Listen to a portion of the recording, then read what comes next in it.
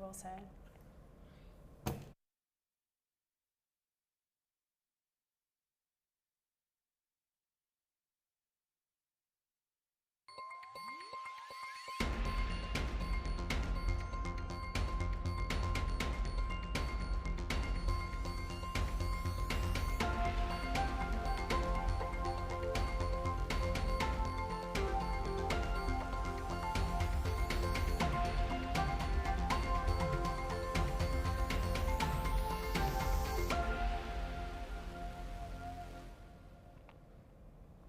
Good afternoon, Bulldogs. Welcome to Samford News Network. I'm Frances Abnett. And I'm Chloe Hardy. Calling all aspiring filmmakers, there's a new club on campus just for you. Last week, Sam's Bulldog Production, a brand new Samford film production club, held its first meeting. The club is open to anyone interested in film production and aims to help students develop their storytelling skills. Abby Viner, founder and president of the club, says she hopes to provide a creative outlet where students can learn the basics of filmmaking and produce short films together. She also plans to host networking nights where members have the opportunity to meet local professionals in the field. Club meetings will be held bi-weekly on Wednesdays at 8:30 p.m. in room 302 of Divinity. Anyone interested can join the club's group meet to learn more. Turning now to sports, Josh Levitt brings us the latest on the Bulldogs. Samford men's basketball had a pair of strong showings this past week, with an 80-61 win over VMI and an 87-78 win over UNCG on senior night. Dylan Faulkner led the way in scoring with 22 points in the win over VMI, and senior Jaden Booth had a historic performance on Saturday against UNCG. He would score 40 points and set a program record for threes made in a game with 11. Even after Saturday's performance, Booth wasn't done making history, as it was announced on Wednesday that Booth is the SoCon Player of the Year. This is the first time a Samford player has ever won the award. The Dogs now turn their attention to the conference tournament this weekend, where they will look to get back to the NCAA tournament. Samford earned the 3 seed in the tournament and will play 6-seeded Furman in the first round on Saturday. The women's team split their 2 games last week, beating conference leader Chattanooga 77-70 on Thursday before losing to ETSU 39-46 on Saturday. Sierra Godbolt led the way with 18 points in the win over Chattanooga, and as a team, the Bulldogs made 10 three-pointers in that game. The women's team also turns their attention to Asheville in the SoCon tournament, where they will be the 6th seed and play 3-seeded Wofford in the first round on Thursday. Samford baseball is 2-2 in their last 4 games. They took the series over Bowling Green 2-1 this past weekend and dropped their game at Auburn on Tuesday night by a score of 6-2. The team will travel to Kennesaw State this weekend for a 4-game series starting on Friday at 3 p.m. Samford softball went 1-4 in Eugene this past weekend, beating Idaho State 8-0 in their lone win. Their losses came to Oregon twice, Stetson, and Idaho State in the first game of a 2-game set. They did bounce back with a win over West Georgia on Wednesday 8-1. Olivia Treese pitched a complete game in the win. The team will now travel to Mobile for the Jaguar Classic, where they once again will have 5 games over the weekend.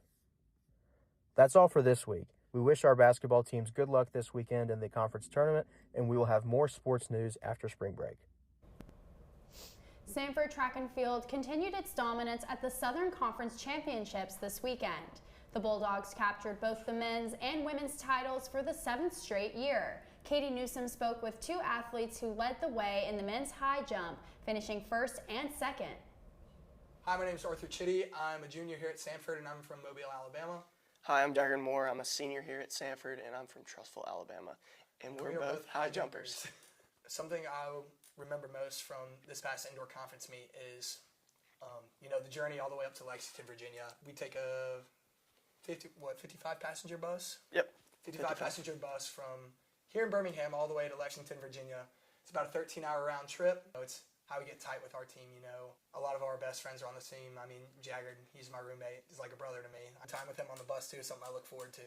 The bus ride's probably one of the most fun, but also at the same time grueling parts. Probably my favorite thing from indoor conference was lining up on the rail at the end of the meet for the 4x4 to see both girls' teams and guys' teams race. Finish the meet and win the 4x4 as we're screaming the loudest we can at the top of our lungs, losing all of our voices, not being able to talk on that bus ride back, but just being able to cheer on all our teammates at the end. That was my favorite part. Coming into the conference meet, I'm fortunate to be able to say I came in first place, and I feel like this is really special to me because compared to all of indoor season conferences when we all ramp it up, our coaches tell us when we go to conference we have a job to do. We have to I mean, me and Jaggard, we're both the highest jumpers in the conference, and when we go out there, we go out to compete. We have a job to do. We have to score 18 points. Going into conference knowing that I have a job to do, and I'm going to do everything in my power, whether I feel 100% or 50%, I'm going to give everything my all. Looking back on conference, I'm super proud of the way I was able to handle the adversity that came my way. I woke up sick the morning of the day we were going to compete, and I had to muscle through it and put everything aside, put the sickness aside, and just do my job because the coaches expect us to do our job, which is getting first and second at conference in high jump. And Arthur got first, I got second, and we're super happy with being able to do our job besides all the circumstances that came our way. This one means so much to me because as much as track is an individual sport, it's also a team sport. First through eighth score points. It goes down the line the amount of points you can score, and everyone's out there working their butt off to just try and score as many points as they can. Being fortunate enough to score the most amount of points I could for my team is really special to me. Competing at conference means a lot to me. It means a lot to get on that bus where only 25 guys and 25 girls get selected, but also just doing it for our teammates, competing with this guy and everyone else on the team. It's so fun, and I'm super grateful to be able to do that. This being our 7th conference championship in a row, it means a lot to us being able to carry on a legacy that people before we were in here started. That trophy at the end of the day and celebrate with the whole team, get the hats, get the t-shirts, celebrate with the medal, celebrate with the team. It's something we all really look forward to because we come in there and we have a target on our back. People want to beat us, and we get to show them this is what we do. We earn this. Going off what Arthur said, it is an honor to carry on the legacy of winning here at Samford. When we both got here, it was 4 in a row, and we've been here for 3 years, and now it's 7 in a row. So with that legacy comes a lot of pressure. Every other year, you have the pressure to go on and win a championship and not let that legacy or that streak die. So it's been fun, and we're going to continue to carry on into outdoor until next year. Go Dogs. Go Dogs. Ranked number 8 in the NCAA Top 10 Division I coaches, Todd Yelton is the highest ranked coach from a Southern Conference school and a school from Alabama. Chloe Hardy follows Yelton's career. Todd Yelton has been Samford University's women's soccer coach since 2002. In this time, he has brought Samford 14 regular season conference titles, 7 conference tournament championships, and 8 appearances in the NCAA tournament, establishing Samford's soccer culture as one of dominance and excellence. From 2014 to 2022, he led his team to 9 straight regular season titles in the Southern Conference. But for Coach Yelton, this team is so much more than wins and conference titles. Growing up in Tennessee, Yelton wanted more than a small-town life. He went to King College where he met his first wife, Shauna, and became a coach soon thereafter. And this job at Samford opened, and people thought I was nuts to take it because they told me that we'd never win here, we'd never be successful. And like most things in my life, I like a bit of a challenge.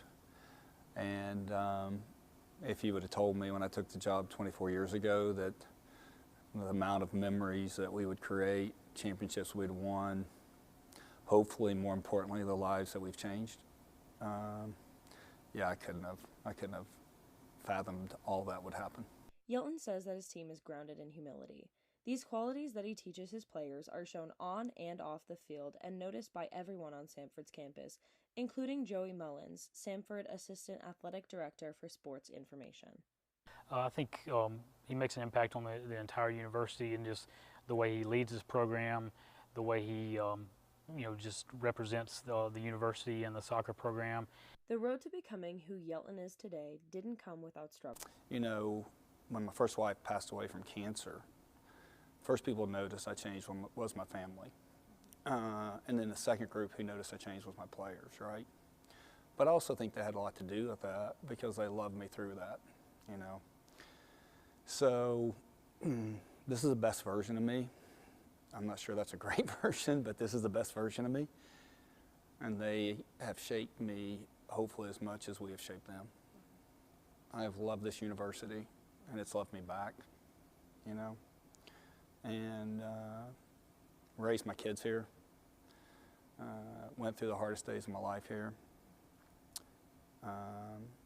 And, you know, it took me a minute, and I remarried a couple years ago, and the way that community has loved Beth, you know. So for me, what it means is family. Coach Yelton has not only impacted this program through wins and championships, but through how he leads his team with humility, dedication, and a passion for the players. That's all for today. I'm Chloe Hardy. And I'm Frances and Abnett. Happy spring break, and as always, Go Bulldogs!